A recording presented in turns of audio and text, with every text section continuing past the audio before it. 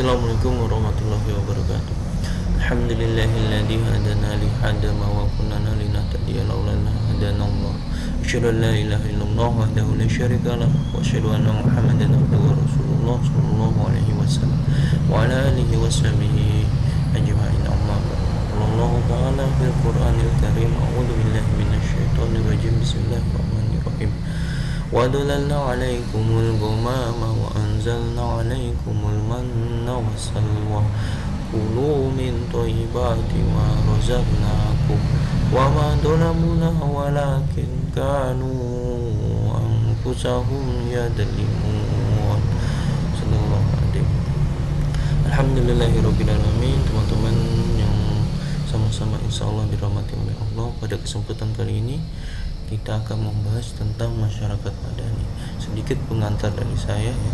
Setelah Rasulullah kemudian hijrah kepada Yathrib atau nanti disebut Madinah, Rasulullah kemudian membuat perjanjian tertulis antara kaum Muhajirin dan Ansor dengan orang-orang Yahudi. Perjanjian ini disebut dengan Piagam Madinah, berisi pengakuan atas agama mereka dan harta benda mereka dengan syarat timbal baliknya. Dalam suasana setelah melakukan Piagam Madinah ini ya, kaum muslimin dapat menjalankan perintah-perintah agama dengan tentram, dengan nyaman ya, menjalankan perintah baik secara berjamaah atau sendiri-sendiri ya. Jadi perintah-perintah agama seperti kewajiban zakat, puasa ya, itu pun bisa dilaksanakan dengan penuh. Di Yathrib inilah Islam mulai menemukan kekuatannya. Ia pun kemudian disebut dengan Madinah atau kota sang Nabi. Dalam khutbah pertama yang diucapkannya di Madinah, Rasulullah SAW bersabda, barang siapa yang dapat melindungi mukanya dari api neraka sekalipun hanya dengan sebutir kurma, lakukanlah itu. Kalau itu pun tidak ada, maka dengan kata-kata yang baik, sebab dengan itu kebaikan akan mendapatkan balasan 10 kali lipat. Dan dalam khutbahnya yang kedua, beliau berpesan, beribadahlah kamu sekalian kepada Allah dan janganlah mempersekutukannya dengan apapun. Benar-benar takutlah kamu kepadanya, dan hendaklah kamu jujur terhadap Allah tentang apa yang kamu katakan. Hendaklah kamu sekalian saling cinta mencintai. Allah sangat murka kepada orang-orang yang melanggar janjinya sendiri. Bukan hanya kata-katanya saja yang menjadi sendi agama, adanya persaudaraan demikian itu, melainkan juga perbuatan serta teladan yang diberikannya adalah contoh persaudaraan dalam bentuknya yang benar-benar sempurna.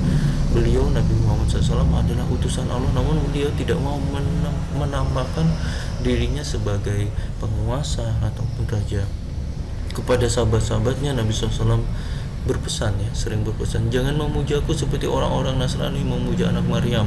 Aku adalah hamba Allah. Sebut saja hamba Allah dan Rasulnya ya.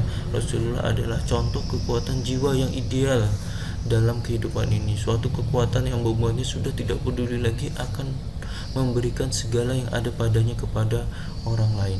Itu sebabnya sampai ada orang yang mengatakan dalam memberi Nabi Muhammad sudah tidak takut kekurangan.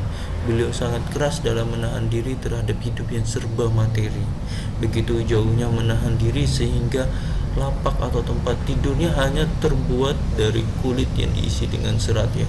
Makanya tidak pernah kenyang. Beliau pernah makan roti dari tepung syair 2 hari berturut-turut. Sebagian besar makanannya adalah bubur. Pada hari-hari lain beliau makan kurma. Bukan sekali saja ia harus menahan lapar, perutnya kerap diganjal dengan batu untuk menahan teriakan rongga pencernaannya itu ya. Begitu juga kesederhanaannya dalam hal pakaian, sama seperti dalam makanan.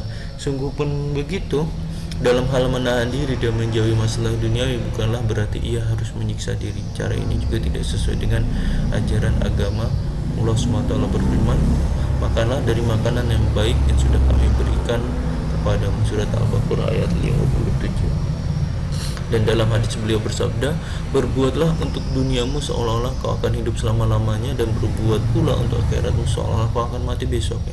Rasulullah SAW ingin memberikan teladan yang tinggi kepada manusia tentang arti kekuatan dalam menghadapi hidup, suatu kekuatan yang tidak dapat dipengaruhi oleh perasaan lemah dan tidak dapat diperbudak oleh harta, kekayaan, harta benda maupun kekuasaan selain Allah ya. Demikian demikian pengantar dari saya tentang masyarakat Madani, bagaimana Rasulullah menyatukan masyarakat dari berbagai macam golongan, dari berbagai macam etnis yang ada di kota Yastrib, ya, untuk menjaga negaranya bersama-sama. Dan banyak sekali toleransi, kebebasan yang dibuat oleh Nabi Muhammad SAW untuk bisa dinikmati oleh masyarakat di kota Madinah tersebut. Ya, demikian dari saya. Jazakumullah khairan. Assalamualaikum warahmatullahi wabarakatuh.